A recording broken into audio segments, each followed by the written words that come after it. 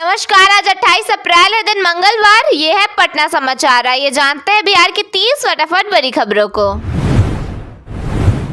शराब बंदी के बावजूद बिहार में शराब कैसे आती है, इसको लेकर पूछे गए सवाल पर डिप्टी सीएम ने तर्क दिया है कि जैसे डोनाल्ड ट्रंप पर हमले होते हैं और यूनाइटेड किंगडम में हत्या रोकने के लिए कानून होने के बावजूद घटनाएं होती हैं, वैसे ही कानून होने के बावजूद शराब की तस्करी पूरी तरह नहीं रुक पाती।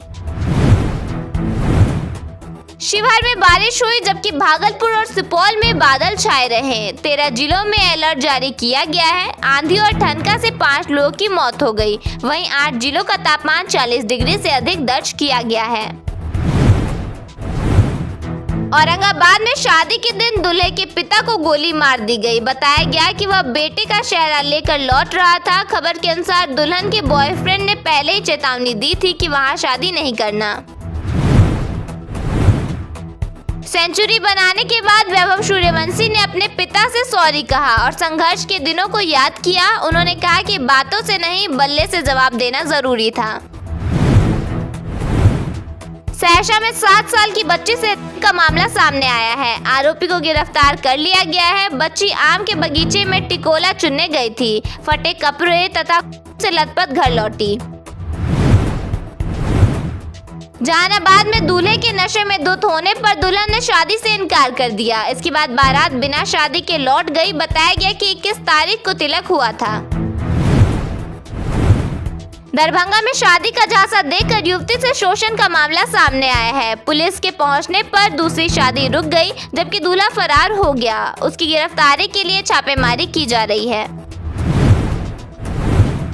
सम्राट चौधरी की बुलडोजर कार्रवाई पर चिराग पासवान ने नसीहत देते हुए कहा कि किसी गरीब को परेशानी नहीं होनी चाहिए। उन्होंने शराबबंदी कानून में सुधार की मांग भी की। कैमूर के मोहनिया स्थित बघीनी स्कूल में शिक्षकों के साथ मारपीट की घटना हुई। दहशत के कारण 15 शिक्षकों ने ड्यूटी छोड़ दी। शिक्षा विभाग ने मामले की जांच के लिए कमेटी बनाने की बात कही है। सुपौल के छातापुर प्रखंड क्षेत्र में रविवार की रात आई तेज आंधी और बारिश ने किसानों की खरीफ फसलों को भारी नुकसान पहुंचाया है। भोजपुरी स्टार खेसारी लाल यादव ने टीवी की नागिन को प्रपोज किया। वह हाथों में गुलाब लेकर घुटनों पर बैठे और कहा कि शराब पीकर तुम्हारा नशा नहीं उतारना चाहता। बिहार के सभी 38 जिलों में आज बारिश को लेकर अलर्ट जारी किया गया है। राज्य में अभी 30 अप्रैल तक लोगों को गर्मी से राहत मिलेगी। बिहार में जल परिवहन को बढ़ावा देने के लिए 11 जिलों के 21 स्थानों पर जल स्टेशन बनाए जा रहे हैं, जिससे अब भागलपुर से पटना और पश्चिम चंपारण तक पानी के रास्ते सफर संभव होगा। यह जल स्टेशन गंगा और गंडक नदी के घाटों पर विकसित किए जा रहे हैं। पटना में भी 5 जल स्टेशन बनाए जाने की योजना है, जिनमें कुछ पर काम जारी है। खबर के अनुसार 21 में से 18 जल स्टेशन तैयार हो चुके हैं और बाकी पर काम चल रहा है। यानी अब सफर ट्रेन और बस के अलावा जलमार्ग से भी मुमकिन होगा। बिहार के मुख्यमंत्री महिला रोजगार योजना के तहत महिलाओं को आत्मनिर्भर बनाने के लिए दूसरी किस्त जारी करने की तैयारी चल रही है। इस योजना के तहत पात्र महिलाओं के खाते में मई महीने में 20-20 हजार रुपए ट्रांसफर किए जाएंगे। खबर के मुताबिक 40 लाख से अधिक महिलाओं का सर्वे किया गया है और पहली किस्त के उपयोग की जाँच के बाद दूसरी किस्त दी जाएगी। बिहार के सरकारी और निजी बीएड कॉलेजों में 2026-28 सत्र के लिए संयुक्त प्रवेश परीक्षा के आवेदन शुरू हो गए हैं। राज्य नोडल पदाधिकारी संजय कुमार के अनुसार परीक्षा 7 जून को आयोजित किए जाने की योजना है। यह परीक्षा राज्य के 11 शहरों में कराई जाएगी। सीएम सम्राट चौधरी की चेतावनी के बाद बिहार में बुलडोजर एक्शन शुरू हो गया है। आरा में अतिक्रमण हटाने को लेकर प्रशासन ने सख्ती दिखाई है और 146 लोगों को नोटिस जारी किया है। सड़क और नाला निर्माण के लिए कई घरों पर कार्रवाई की तैयारी की जा रही है। इस कदम से प्रभावित लोगों के बीच डर और नाराजगी का माहौल देखा जा रहा है। मुजफ्फरपुर में डिजिटल अरेस्ट के नाम पर 67 लाख रुपए की साइबर ठगी मामले में पुलिस ने पटना से पिता पुत्र को गिरफ्तार किया है। आरोप है कि दोनों ने खुद को जांच एजेंसी का अधिकारी बताकर एक व्यक्ति को डराया और मनी लॉन्ड्रिंग मामले में फंसाने की धमकी देकर बड़ी रकम ठग ली। जांच के बाद मुजफ्फरपुर पुलिस ने पटना के राजीव नगर में छापेमारी कर दोनों आरोपियों को पकड़ लिया है। गया जिले में मगध मेडिकल अस्पताल में नर्सिंग छात्राओं का अश्लील वीडियो वायरल होते ही खूब हंगामा हुआ।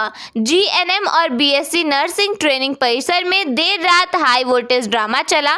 छात्राओं का आरोप है कि उनका अश्लील वीडियो बनाकर उसी परिसर में पढ़ने वाले कुछ छात्रों ने सोशल मीडिया पर वायरल कर दिया। मामले को लेकर पीड़ित छात्राएं देर रात थाने पहुंची और लिखित शिकायत दर्ज कराई। पटना की कच्ची दरगाह बिद्दुपुर 6 लेन पुल पर जल्द ही गाड़ियां दौड़ने वाली हैं। संभावना जताई जा रही है कि निर्माण कार्य तेजी से पूरा किया जा रहा है और जून तक यह शुरू हो जाएगा। 6 लेन पुल की लागत लगभग 4,978 करोड़ रुपए है। नेपाल सरकार के नए भंसार टैक्स नियमों से सीतामढ़ी के सीमावर्ती बाजारों पर असर पड़ा है। नेपाली ग्राहकों की संख्या घटी है, जिससे स्थानीय व्यापारियों की आमदनी प्रभावित हुई है और वर्षों पुराने बिजनेस रिलेशन पर भी असर दिख रहा है। बक्सर जिले में नहर पर बने रेलवे पुल का पुनर्स्थापन का काम तेज कर दिया गया है, जहां मेगा ब्लॉक पर काम किया जा रहा है। पुराने पुल को मजबूत करने की जरूरत पड़ रही थी, जिसके बाद यह काम किया जा रहा है। सम्राट चौधरी की चेतावनी के बाद पटना में अवैध निर्माण कार्य के खिलाफ नगर निगम ने सख्त कार्रवाई शुरू कर दी है। राजधानी के राजपुर इलाके में कई अपार्टमेंट और मकानों को चिन्हित कर उन्हें तोड़ने और 30 दिन में खाली करने का आदेश दिया गया है। सुपौल के छातापुर प्रखंड क्षेत्र में रविवार की रात आई तेज आंधी और बारिश ने किसानों की खरीफ फसलों को भारी नुकसान पहुंचाया है।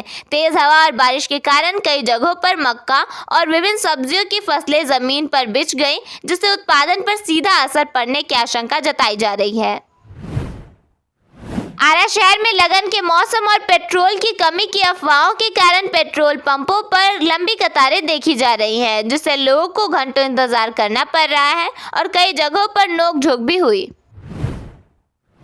समस्तीपुर से लीची उत्पादकों और व्यापारियों के लिए अच्छी खबर है, जहां प्रतिदिन 8 टन लीची ट्रेन के माध्यम से देश के विभिन्न शहरों में भेजी जाएगी। रेलवे प्रशासन ने इसके लिए तैयारी शुरू कर दी है, जिससे किसानों और व्यापारियों दोनों का लाभ मिलेगा। बिहार शरीफ के काको थाना क्षेत्र के करडुआ के पास बारात जा रही कार में अचानक आग लग गई। देखते ही देखते गाड़ी धू-धू कर जलने लगी, जिससे उसमें सवार यात्रियों के बीच अफरा तफरी का माहौल हो गया। हालांकि कार में सवार 10 बारातियों ने कूदकर अपनी जान बचा ली। बगहा में मद्य निषेध विभाग ने बड़ी कार्रवाई की है। जांच में कार से 138 लीटर अंग्रेजी शराब बरामद की गई है। 2 तस्करों को भी गिरफ्तार किया गया है। पुलिस अब पूरे नेटवर्क की जांच में जुटी हुई है। पश्चिम चंपारण के सेमरवारी गांव में तेज आंधी से घर का छप्पर गिर गया, जिससे महिला और 2 बच्चे मलबे के नीचे दब गए। सभी को अस्पताल में इलाज के लिए भर्ती कराया गया है। मुजफ्फरपुर में तेज रफ्तार बस की टक्कर से रिटायर पेशकार सुधीर कुमार वर्मा की मौत हो गई है। घटना के बाद गुस्साए लोग सड़क जाम कर प्रदर्शन कर रहे हैं। परिजनों ने मुआवजे की मांग की है। गुरुग्राम से दरभंगा आ रही बस में आग लग गई। जान बचाने के लिए बस में मौजूद यात्री खिड़कियां तोड़कर कूदने लगे। इस दौरान 3 यात्री बेहोश हो गए। कुछ यात्रियों को स्थानीय लोगों की मदद से बस से निकाला गया। घटना NH 27 पर मिर्जापुर के पास हुई।